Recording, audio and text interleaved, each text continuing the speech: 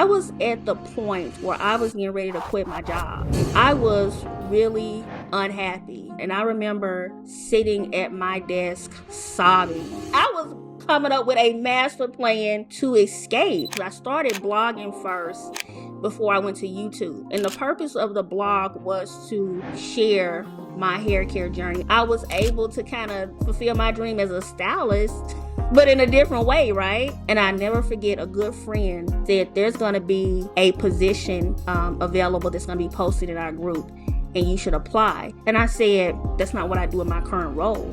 And she said, but you do it with the natural cold.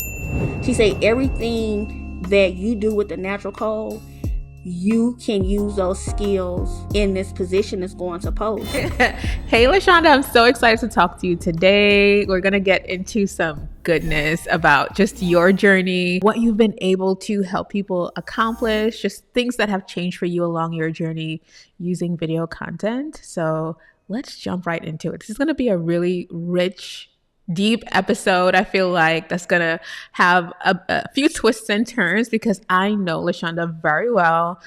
She is one of the people that I have worked with the longest in the online space, and she's just such a ball of energy. So I'm so happy to have you here.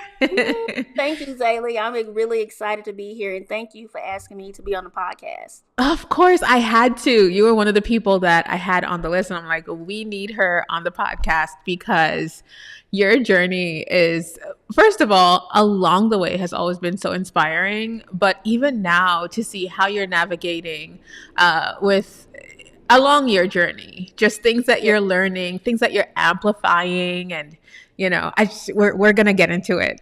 But I want you to share a little bit about yourself. So we know that you started off years ago on YouTube and you built the platform, The Natural Coal. What made you want to build that platform? If you could tell us a little bit about it and what made you want to build that platform, I'd love that. I built that platform, I think in 2012, 2013.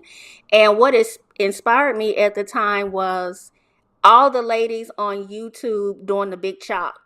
Yes. That's when all the Black women were like, we're no longer going to have relaxers. We're going to cut our hair off and start over, embrace our natural hair. And I would spend hours and hours. I mean, we're talking about 2012, 2013. I would spend hours and hours on YouTube watching women talk about their big chop, the products they're using, how they style their hair. And I was just fascinated with that. I think it was like, I can't believe they're showing up like this, talking about this whole journey with natural and how it has inspired them and how they are embracing their true identity. And so one day after work, I went to the barbershop and I said, cut my hair off. And they were like, what? I said, take it off. And when I left the barbershop, I had a buzz cut. Wow. All my hair was gone because I wanted to cut the relaxer out of my hair, which, the relaxer is a chemical that Black women put in their hair to straighten their hair because our hair is mostly kinky and curly. And I did not want to have a relaxer anymore. I said, I'm going to embrace my natural hair journey. And once I did that, I remember sending a picture to my mom, and she was like, oh my goodness, what's going on with you? What are you going through? And I'm like, nothing, Mom. And then when I went to work the next day, because no one at work knew I was going to do that. And what really inspired me to do it, it was one lady at work who she showed up one day with her natural hair cut off. And so, with her relaxer cut off, and she had her natural haircut, right? And so with a combination of the YouTube videos and then seeing her come to work, I'm like, I'm about to do this thing too. But I'll never forget when I walked into the doors and got ready to get on the elevator, a security guard looked at me and said, what are you going through? And at that moment, I was like, should I turn around and call in sick? Or am I going to get on this elevator and go up to the 5th floor and get off with my head held high because I cannot turn around? And that's exactly what I did that day. I got a lot of mixed comments, I'll say. A lot of people looked at me weird. I got the question, why did you do this? What's going on with you? At that moment, I had to embrace what I had done, right? I couldn't go back to the barbershop and say, hey, glue my hair back on. I had to embrace it. And so that led me to starting the Natural Code blog, because I started blogging first before I went to YouTube. And the purpose of the blog was to share my hair care journey. I'm like, I want to be in this natural hair world. Everybody's sharing hair. I want to share hair. But what a lot of people don't know, Zaylee, when I graduated from high school, I wanted to go to school to be a cosmetologist because my mother taught me how to do my hair. I started doing my hair at the age of 14.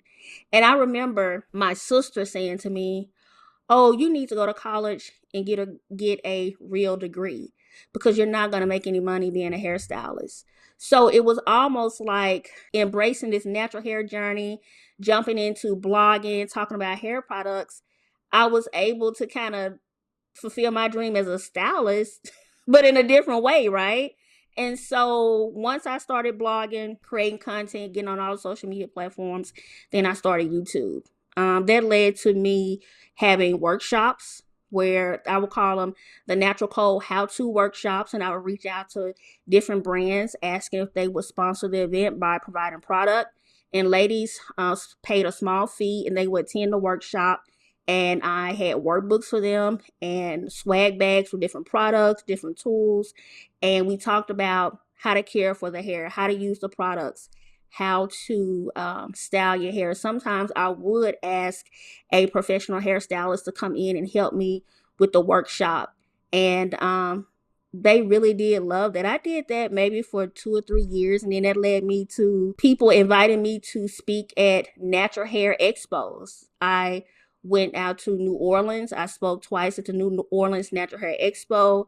I spoke several times here in Dallas, Texas at different expos. I was even on a panel at the Veda Hair Institute. So it was a wow. It was wow. I couldn't believe it. I was like, I've always wanted to do something with hair, and the world of social media allowed me to do something with hair without having to go to cosmetology school. I love that. I love your story and your journey so much because I saw how passionate you were.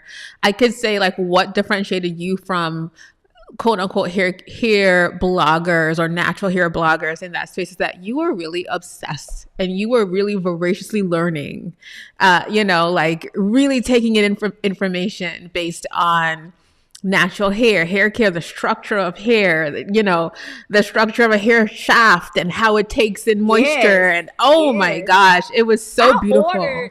the actual books that they used in cosmetology school, and I I was reading those remember. books. Yeah, yeah, It was so beautiful to see you in love with the whole process of it all and to be mm-hmm. sharing it and for people to also be finding you as a solution to the issues that they were having, Yes, yes. through your blog and through your YouTube eventually. So it was such a beautiful time. I was even able to, when I first moved to Dallas, attend one of your workshops. And I saw the care that you took with, I still have pictures in my phone from that day of you, like, helping these women understand their hair because sometimes we Right, just don't. And what I loved about your platform and your workshops as well, you dealt with so much, I don't want to say shame, but there was a little thought of shame when you first cut your hair. Like, oh my gosh, what did yes, I do? Should I glue it back on? And people were also projecting their thoughts about a crisis or something happening to you onto you as well. But you started that journey. I mean, you could have bought a wig, right? right. Put it on, but you started that journey and you started sharing with other people and kind of like an onion, taking off the layers of shame they had around their natural hair as well. And that is so powerful in itself, Yeah, you you're know? you're absolutely right. I could have gotten a wig. I thought about getting a wig, but that wasn't me. I've tried wigs, I've tried braids, and 2 weeks is out because Yeah. that's not me.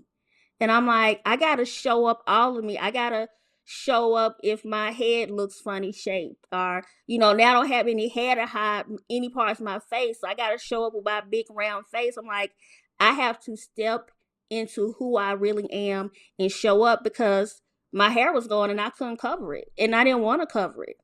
And there's so much power in that. Mm-hmm. There's a lot of power in knowing yourself, one, but also accepting yourself and allowing yourself to walk confidently, like you said, with your head held high, in person, and to get onto the internet and say, hey, look at me as well.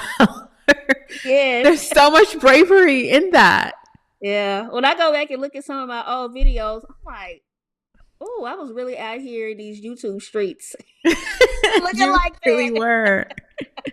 You really were. So I shared with you what I thought was unique about your experience. But from your perspective, what do you think was unique about your experience in like cutting your hair and sharing it online? When I look back, I really know that it was the education piece. I didn't just want to get online and show women, oh, Yeah. look how I styled my hair today. I really wanted to educate and inspire women and motivate and let them know it's okay to wear your natural hair. Hmm. A lot of bloggers were not doing that. They were popping on YouTube every week showing how to style their hair with a different product.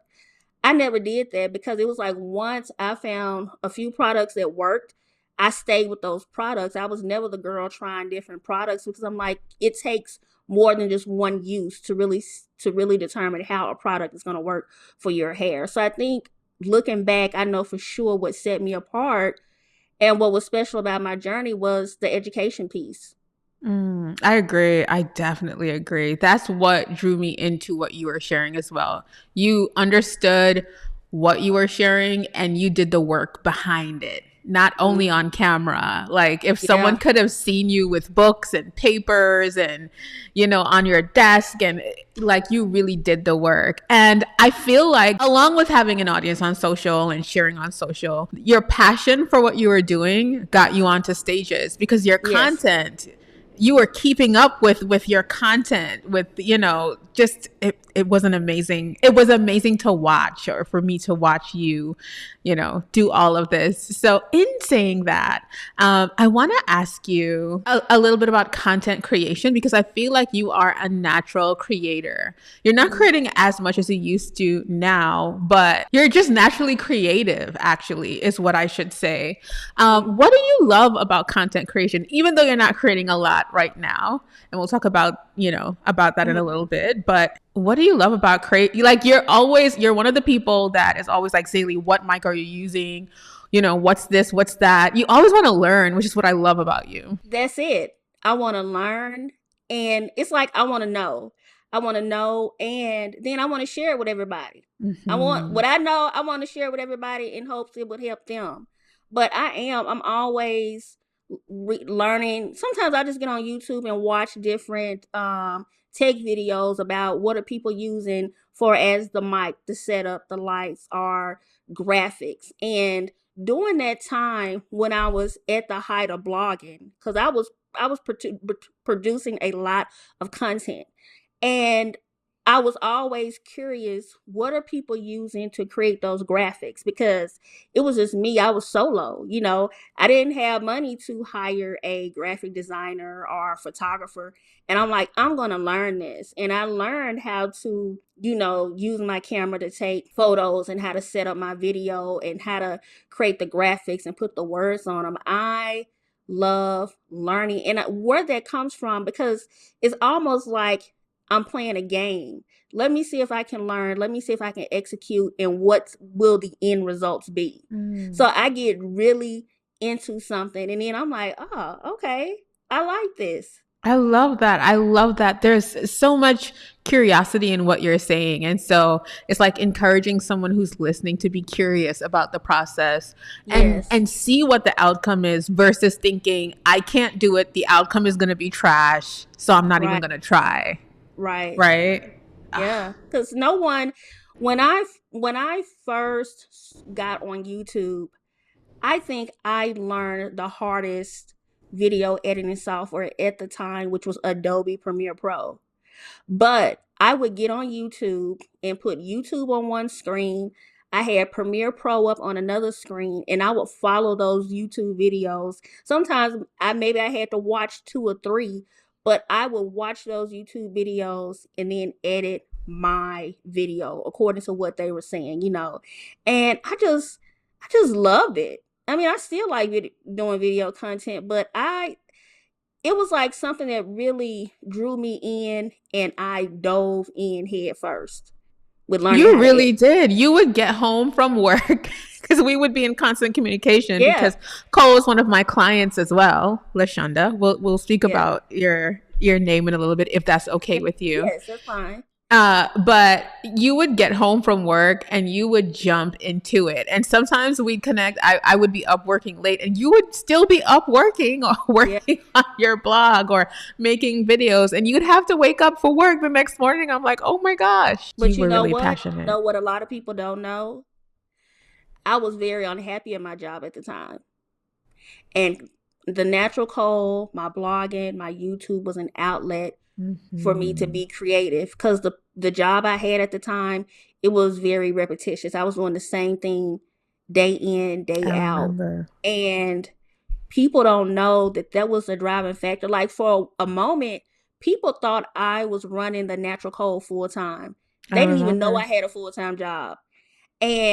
But being unhappy in that job, I'm like, I need a creative outlet. And I'm like, let me put all that energy into my platform. Now, listen, to hear you say that, and I knew it because we would have conversations about it. To hear you say that and to see you on social media talk about your work today, it's such a big shift. It is. It is. So let's talk about that shift.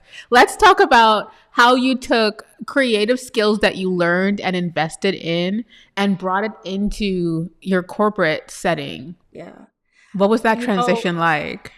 that transition, and I told this story at work.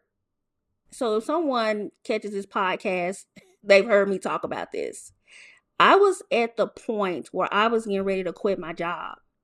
I was really unhappy, where to the point where I had called the employee assistance, it's called EAP, the employee assistance program, and I called to talk to someone, and I remember sitting at my desk sobbing. Mm. And the lady on the other end, she said, "It sounds like you don't like your job." And I said, "There are several things I don't like about the position that I'm in now." And I had called Fidelity. I was about to pull out my 401k. Like, I was coming up with a master plan to escape. And before I talk about how the transition happened, one thing I had to ask myself, Zaylee, and I had to be very honest. I said, you need to take a moment and let's figure out why you are unhappy. Mm. And is it the job, or is some of it you?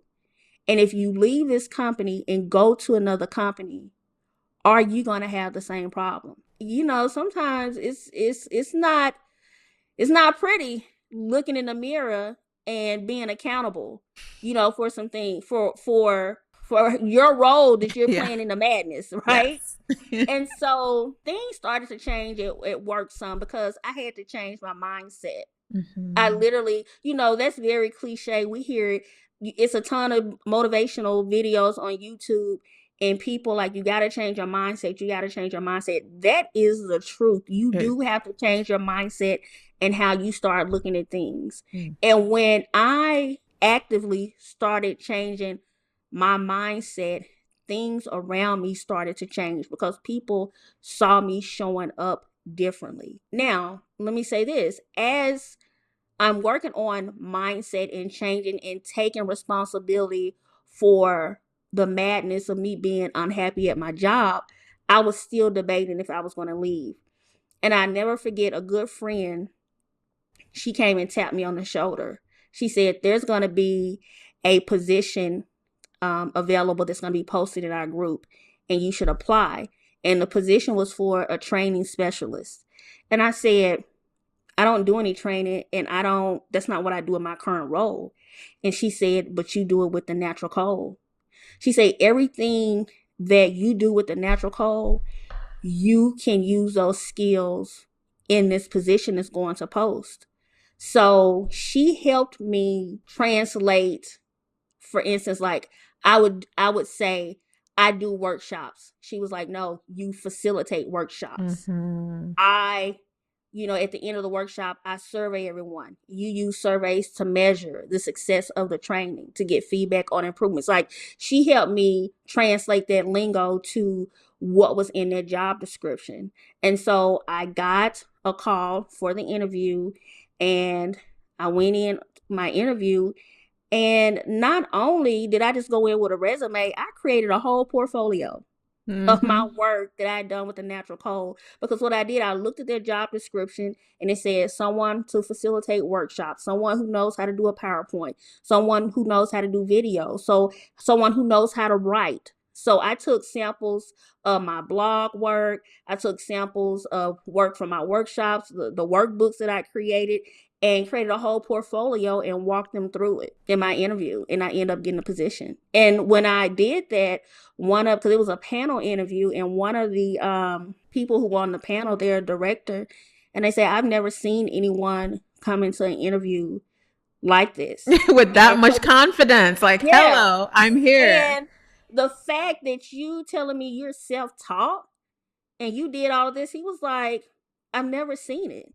And that was because when my friend said, you have the skills to do this job with the natural code, I brought all of that, because those are transferable skills, and went into the new position as a training specialist. I feel like I watched you go through that whole process that you just spoke about. And Mm-hmm. it's such a beautiful thing, which is why at the beginning of the episode, I said that I've seen you flourish at Yes. different times or different points along your journey. But let's dive into that a little deeper. Just the corporate space, and why do you think? Oh, so he said he had never seen that before, as in someone come in with such confidence. And even from my experience, working back in the day, because I've been working for myself for years. I remember being so afraid of interviewing and interviews and feeling like someone else was in charge of my destiny or future. And just thinking about, and I used to think that's because, I was a young woman, but I see so many women now, even myself as an older woman now, even though I'm 38, but I'm approaching 40, I'm almost there. Uh, I see so much of that fear when it comes to getting on camera or interviewing, or where do you think that comes from?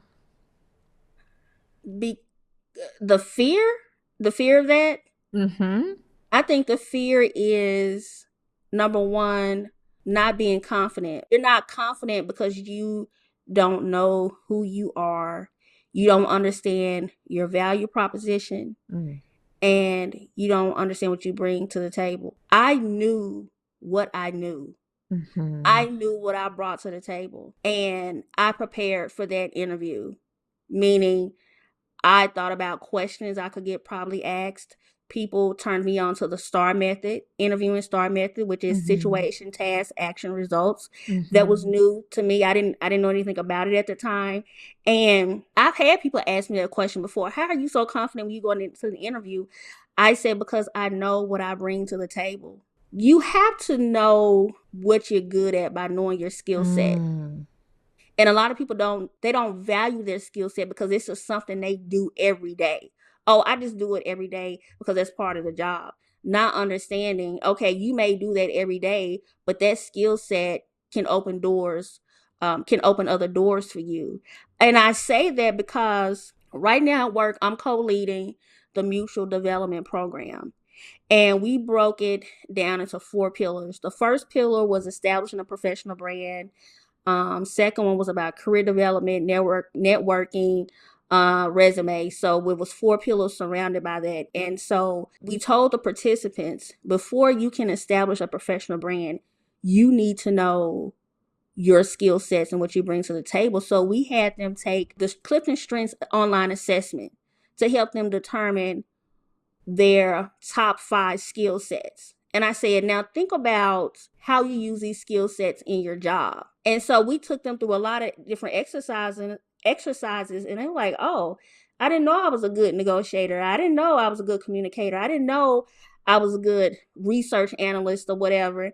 And because we took them through that exercise, a few people in the program have been able to lean on that and use those, really highlight those skills in their resume. I highlight those skills in their interview and land the job. That's why I say the fear comes from not knowing who you are and what you bring to the table. Because when you're confident in that, that confidence is going to show up in your interview. Mm-hmm. I agree. I agree. And I think that's not only in the corporate space. I see it all the time in the online Yes. space as well, with online business owners just, afraid and unsure of their uniqueness, which is one of the words that I'm amplifying in this season. Like your uniqueness, like you were able to bring something different, even though you were in a space with other people competing for the same position. There Mm-hmm. was something different about you Mm-hmm. that they could not deny. And they realized if we don't hire her, it's a wrap, you know? Mm-hmm. It's Mm-hmm. so Yeah. beautiful. Okay, so I want to ask this question. And this is something that I realized some time ago in hosting another interview. So I'm from Trinidad and Tobago. And so one thing for me was I didn't realize that when I first started getting on camera, that subconsciously my accent, I would be like, oh my gosh, like my Trinidadian accent, like Mm-hmm. can everyone understand when I'm speaking? Yeah. Or maybe I might pronounce something different or reference something different. Like in the Caribbean, a table is a table. We don't have desks. It's not like we don't Oh, differentiate like that. Like yeah. everything is a table. The table. Right? But we also follow a lot of, British ways of speaking and things like that. So that's one thing that kind of kept me back mentally when I first started getting on camera until I did it so much I didn't care anymore. And now I'm so proud of being Trinidadian and my accent. But I was sharing the story the other day, and another guest said to me, well, Zaylee, I am from, where is she from? Atlanta. And Mm-hmm. she was telling me that she was, kind of feeling the same way about her accent because it's considered country and Mm-hmm. uneducated if you do have an accent. And I was mind blown by that Yeah. because so I want you to share with me about that. Like, is that something you've ever thought about along your journey? And how did you navigate that? Because I love hearing you talk and I love your accent. It's only because I'm in the US now I can differentiate like a New York accent from, Mm-hmm. an accent down south. But I didn't have that understanding at all before. Yeah. First of all, I don't think If I you're have open to an talking accent. about it. I If you're don't think not I have open, an it's accent. totally fine too. No, no, no. I don't think I have an accent. What was very important as far as my voice on camera Mm-hmm. was to make sure my words were very clear. Yes. Like I would record a video, and even when I would post it on YouTube, I would go back and watch it. I don't know, probably about 5 or 10 times, because I wanted to hear how I sounded when other people watched it. Your When I enunciation and Yes, all of that. Okay. yes. I try not to use a lot of uhs or that, because when I hear someone talking and they're using a lot of uhs and like, I'll just turn away, because I'm Mm-hmm. like, you keep breaking up your message with that. So I don't even think I went through that phase of I don't like my voice, or I don't like my accent, or I sound different. Fear of my voice and how I sounded, that was never Mm. that was never a problem for me, because I've never been the person, I don't like my voice, I sound weird. I just sound different on camera, right? I sound different on video, and that's how I looked at it. But that was never, you know what? I don't even think I was fearful about showing up on camera. I mean, Mm-hmm. I jumped in. I was showing up on camera with conditioner in my hair, Mm-hmm. detangling, looking a mess, going through the process so my audience could see the end results. And you know what? I was never shameful about any of that. I Mm-hmm. remember a friend reached out to me. They saw one of my YouTube videos and they were like, Lashunda, girl, what are you doing? You all on camera. I see this clip come across and you got white stuff all in your hair. And I was like, it's deep conditioner. Did you watch the whole video? That's what I'm talking about. But they were asking me, like, what are you doing showing up like that? And I said, because I'm educating people on products and how to use Exactly. them. But yeah, I was never shameful or scared. I was like, I'm gonna get on camera and do my thing. I just wanted to know how it worked and what I needed to do for as all the technical I stuff. love that. And I want to dig into that a little bit more. So, first of all, I want to say that everyone has different qualms or fears or things that, they process when it comes to this whole on camera journey. So, don't feel bad if your thing is that, you don't like how you look or you feel like you don't have all the things you desire, or all of that is a process that you can work through. But what I do want to share is that when it comes to other people, or because this is a really good conversation of sometimes when we are thinking about getting on camera, and I hear this all the time, we start thinking about our high school friends or our cousin or someone that might see us. Mm-hmm. And what are they going to think? I remember for me showing up, I thought about like, oh my gosh, like this person is going to see me showing up differently because I've grown from high school or I've grown from college. I'm different now. And now you're seeing the version of myself that I worked really hard to become. Right? So it's going to be different from what you knew, or even my family, right? Like Right. seeing you online teaching and facilitating and all these things versus seeing you growing up as a kid, like Right. running around the house. Mm-hmm. so sometimes along that path, people will project their own insecurities onto you, which is kind of, I've heard you speak about that at least 3 times since Yes. we've been talking. What is your, and every time you push through, what's your thought process around that? Pushing through how someone may look at me or perceive me on camera. Yes. Yeah, like you're doing something or not.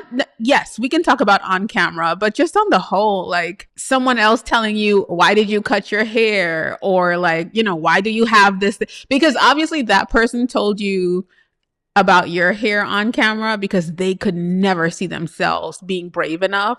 And that's what they said. They were like, I couldn't show up like that. There you go. That's exactly what they said at the end of that conversation. And I still have people to this day say, I couldn't show up on camera like that. But Zaylee, what I have come to learn, I love being on camera. Hmm. It's not, it's like, and it's very natural. When I'm Yeah. on camera, when I show up and talk, I'm in the mindset that I'm just sitting here talking to someone either face to face or talking to an old friend. Yes. I will say the only thing that tripped me up when I got on YouTube, I almost started second guessing myself or about how I showed up when it came to makeup. Because I saw Mm. a lot of women who were talking about hair videos, either they would be in a full beat washing their hair and styling their hair, or at the end when they showed the results, they would have a full beat on, and I'd be like, man, do I need to do all of that? And I'll never forget, I went to Sephora and I walked in and I told this lady, I said, I need some new makeup because I want to look like the people on YouTube so I can start showing up, with a beat face. And she was like, honey, that's a lot of lights, that's a lot of makeup. And she was like, you don't need all of that. Now, Period. that's why I almost got caught up because I was like, I need to show up in a full beat, and but I tried it, Zaylee, and that wasn't me.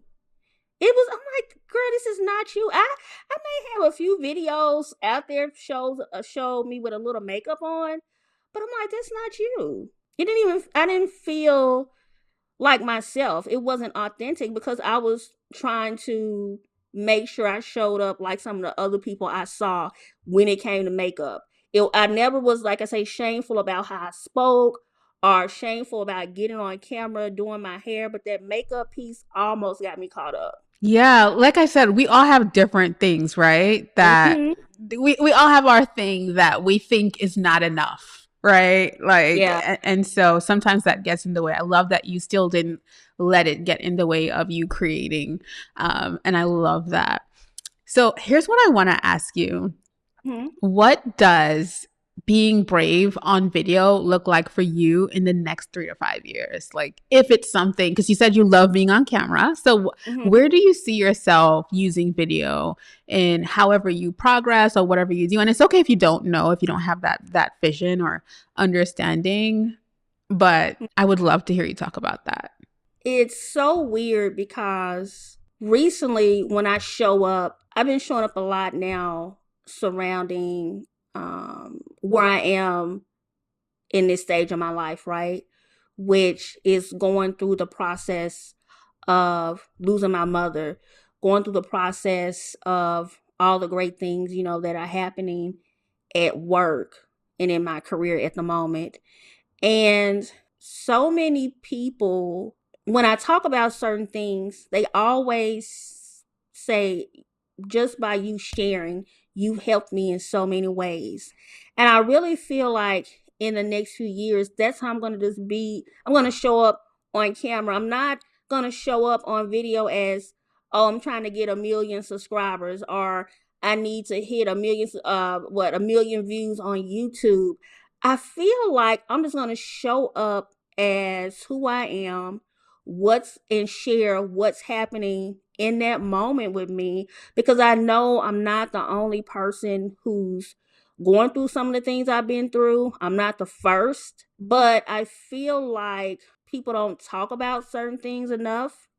And And you could be I specific, meaning like grief or grief. I don't feel other, like yeah. people talk about grief enough. What happens when you lose a parent? What happens when you see someone take that last breath?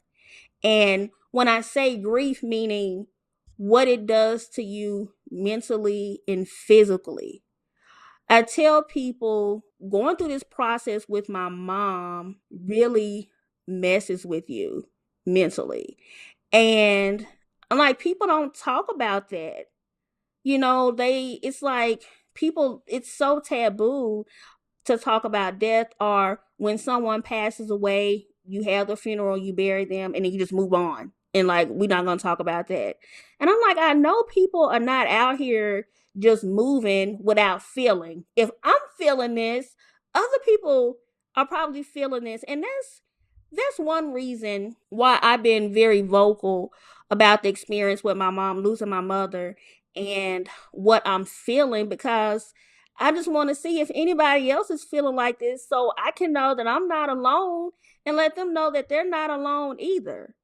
So I feel like there's something around that. I don't really know what this is going to look like, but I've been speaking a lot at work about mental health. I mean, when I say speaking, I'm like speaking to large crowds, like 400 or 500 people, about mental health. And people are like, you're so brave. You're so, vulnerable to get up here and share your story and get out here and tell everybody your business. And I'm like, I know it, but I truly feel like, I don't know, it's just something tugging on my heart. And I don't even know how to put it into words, but it's something tugging on me, just like tugging on this shirt, to show up surrounding career, the some of the things that I went through in my career, how grief affects you at work, how That's grief powerful. how grief affects you, because it's very hard to lose someone and then you have to go back to work. And I remember, because I was gone from work for 2 months. And when I went back to work, my boss was like, okay, we're so happy you're back. Sorry for your loss. Now, here are your projects. And I was like, okay. So I tried to jump in daily and start doing my work, and I got overwhelmed. I had to have a meeting with my boss and say, listen, I literally went in that meeting and I cried and I said, I cannot meet these deadlines. I need help. And she was like, how can I help you? I said, well, can so and so on the team help share some of this workload with me? Because at that moment we were selling my mom's home, having an estate sale. And so I was still going through the motions. And that's another thing. People think once a person transitions and you go through, if you bury them or cremate them, then that's it. It's like, no, it's all the stuff that's after the will, the probate court, the estate sale, cleaning out the house, getting rid of clothes and doing this. And it's a lot of things that comes after that that's still part of the grieving process, right?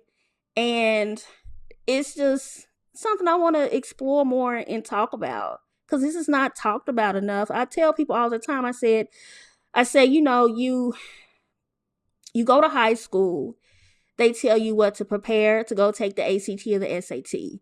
Go to college, get your 4-year degree, get the good job, get the white picket fence, get married, have the kids.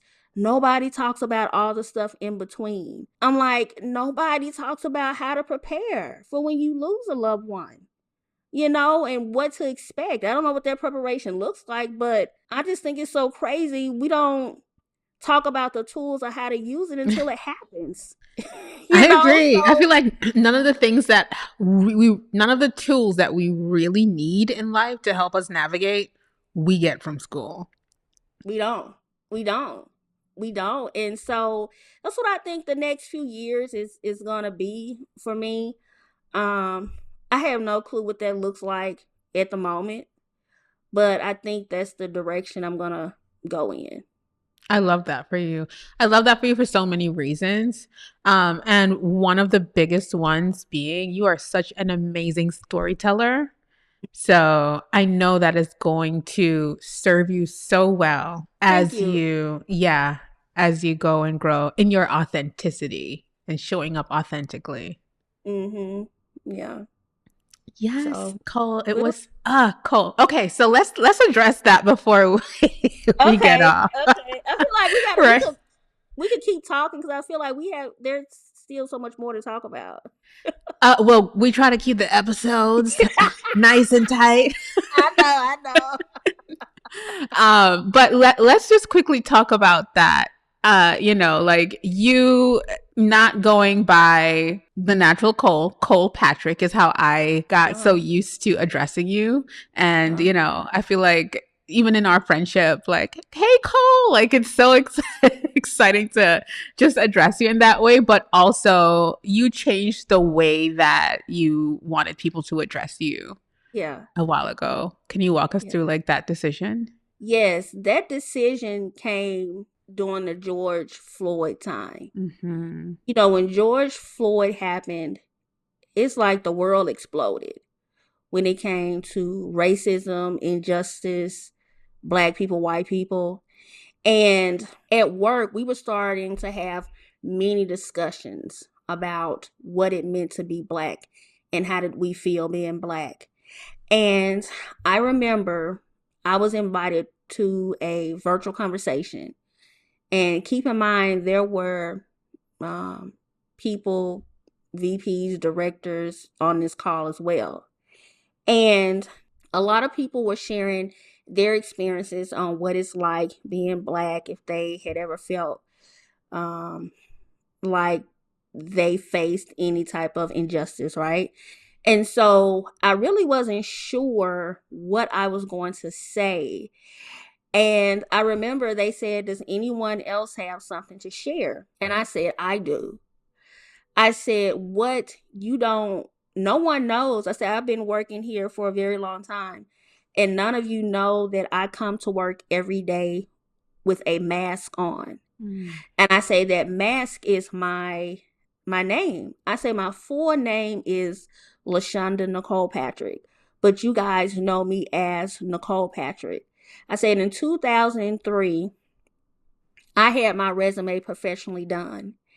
And the lady who did my resume, she was a white lady. She had worked in HR for many years and had a resume business.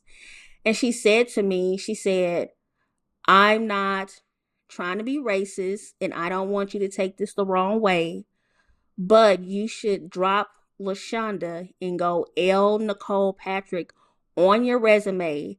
So when people see your resume, they will not be able to determine if you are a white person or a black person. And so I took her advice because I was getting ready to graduate with my MBA. And I was like, I need a job, to pay off these student loans. So if I got to change my name to land the right job, that's what I'll do. But when George Floyd happened and I was on that virtual video session, and I was sharing my story daily, as I share my story, I began to sob. Because at that moment, I was like, I gave my identity away. Now, granted, I didn't have to take her advice, but like I said, I wanted to make sure I got a higher paying job because that's what I went to school for, getting my MBA. But I said, I'm walking around here not being my true self because I'm not even using my first name. I'm going by my middle name. And there's nothing wrong with my name. Lashunda isn't ghetto. It doesn't make me any blacker. Just by my name, it doesn't determine my character. It doesn't determine my personality. It doesn't determine my skill sets. It doesn't just say anything about me. That's just my name. And so by the end of me sharing my story, other people were on the video crying, and I didn't even know my emotions were gonna come out like that. It was just something I had buried and I never thought about. And so I said, I'm gonna change my name when I can share the story and not cry. So I think I changed it maybe 2 years ago. When I say changed it at work, Yeah. well, I emailed and said, hey, I need you to change my name in Outlook from Nicole Patrick to Lashunda Patrick. And so by me going by the natural code, that was just me taking the N-I off of Nicole and going Cole, and then everybody just started calling me Cole. Which some people still call me Cole now, and that's fine. I don't it's almost like a nickname, but that's the whole deal of my name. And I'm like, I need to show up as my full self, as Lashunda Nicole Patrick, not part of me, but all of me. So that's how the whole story about my name came about and my name change. I love that. And I just wanted to make sure I had you share because I know, I kept going in between Lashunda and Cole. So, and it's such a powerful story as well. So I wanted to make sure that you were able to share that. But we definitely have to have you back on the podcast because this was such a rich, beautiful episode. And I feel like anyone listening just heard how much you've gone through and how much you found yourself each time you go through something. Yes. And that is the beauty in your journey. So yes, thank you feels so like I'm much. discovering new me. Yes. Now, where can we find you online if we're looking to connect with you and learn more about you and your story?